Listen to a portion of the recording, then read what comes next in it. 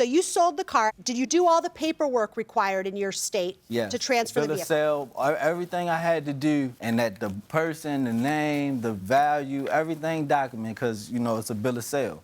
We did it together. I made sure he was there when I filled it out. We drove straight up there. I showed it to him, and I turned it in. Mr. Lee, is that true? Yes. Okay, when you guys went to the department together, did you know about the tickets yet?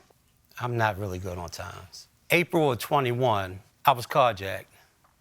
And I knew the guy, so he hit me with the van 4 or 5 times and ran over my arm. Oh, gosh. I was in shock trauma for a week and a half. They had to rebuild my arm, but I wound up getting PTSD from that. So I am terribly messed up. Issues. Yeah. So you don't quite remember when? Dates I have problems with dates. Are trouble. So you tell us from your recollection, Mr. Yes, Perry. I turned them tags in. There was no tickets on it. There was nothing above. I made sure everything was right. I paid insurance and everything. But the trip with your father was to the ticketing agency. Right, because of the tickets. And I told him that I'm with him and that I would take care of everything that he needed to take care of. The tickets was from D.C. We're from Baltimore, Maryland. I made sure I stuck with him the whole time to make sure everything was clear. He submitted, and you have a copy of it, it says hearing record on top from the Department of Motor Vehicles, showing that he attended a hearing and that a court officer held him responsible for the full $1,900. I don't know if this is the same thing. When we went down there,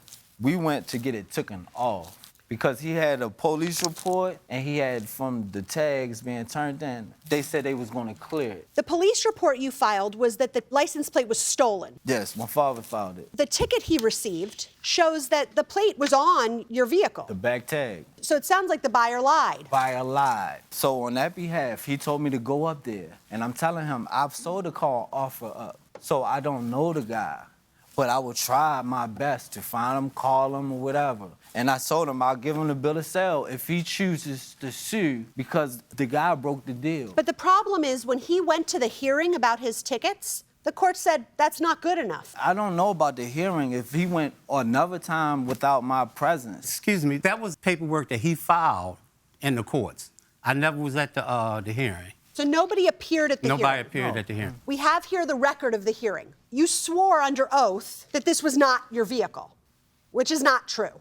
That was the vehicle. I swore under oath? He said he submitted a written statement. As you see, he said he was going through physical changes and all that. Right. So I didn't know exactly what he wrote down on the sworn. Okay. But if he would have wrote it correctly, it wouldn't have never happened because the whole state of it is I had the bill of sale and I gave the man the title and we turned the tags in. And NVA has proof and dates that we turned it in. But one of the things that the D.C. judge said was that the evidence from the MDNVA was not enough to absolve him of responsibility for the tickets. I understand that. But the issue was that we went down there and the NVA said that's all we needed. Judge Corriero. Is this your mother? Yes. You can come up. Hi, Your How Honor. are you? What's your name? I'm Mrs. Belinda Perry Thinnell. And there came a point in time, actually, when you asked the plaintiff to pay the money and forget about it for family harmony. Is that right?